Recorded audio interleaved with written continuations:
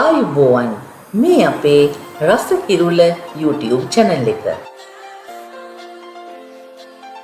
ඔයාලගේ අවුරුදු මේස රස ගන්නවන්න ඊටම පහසුවෙන් හදාගන්න පුළුවන් බත් එකක් තමයි මේ තියෙන්නේ.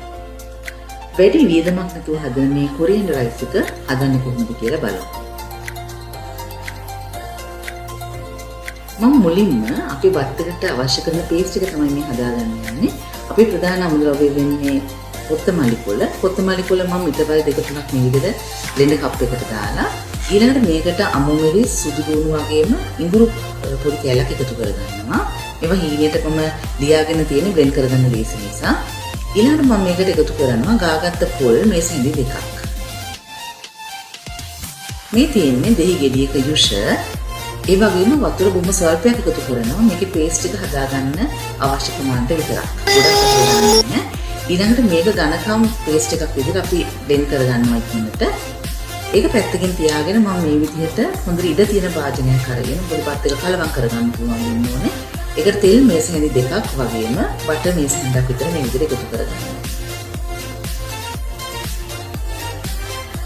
මේ ටික රත් වෙනකොට මම මෙතෙන්ට එකතු කරනවා කුළු බඩු ටික අපිට අවශ්‍ය වෙන කුරුඳු, එනසාල, කරාබු නැටි වගේම බේ ලීෆ් දෙක තුනක් මෙතන තියෙනවා පුංචි කොළ.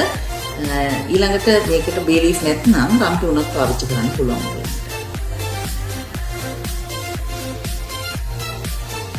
මේ ටික සුවඳ එනකම් මේ විදිහට වැද ගන්නවා. මේ එකතු කරන්නේ රටකජු ටික.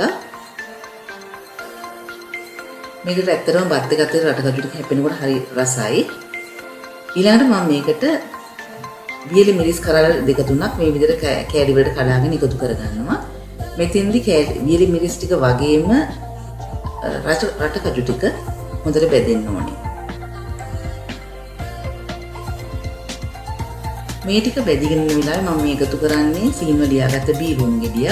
ඒ වගේම දිගාතට කපාගත්ත අවු මිරිස් කරල් දෙකක් එකතු කරනවා.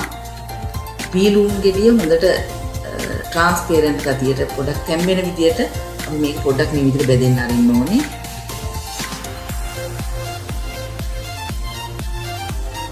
ඊළඟට මම මෙතෙන්දි එළවලු එකතු කරනවා. කැරට් තමයි මම එකතු කරන්නේ. ඔයගලන්ට අවශ්‍ය නම් මෙතෙන්දි ගෝවා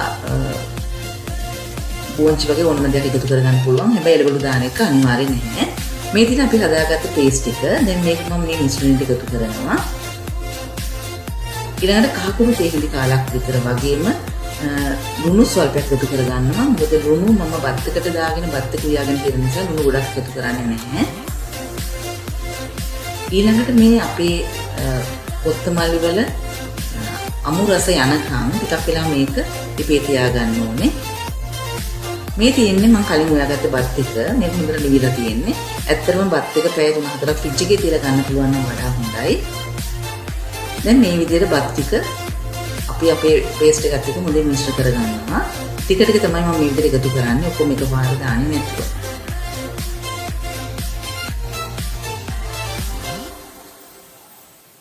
දැන් බත් එකට උගලන්න මෙතෙන්දී ලුණු එහෙම අවශ්‍ය නම් බලලා දාගන්න එකතු කරගන්න පුළුවන්. මේ දින අපි මේ විදිහට හදාගත්ත අපේ කොරියන්ඩර් රයිස් එක. ඉතින් බොහොම රසයි. අවුරුදු මේසෙට හදලා රස බලන්න පුළුවන්. රස කිරුල අපේ YouTube channel එක subscribe කරන්න.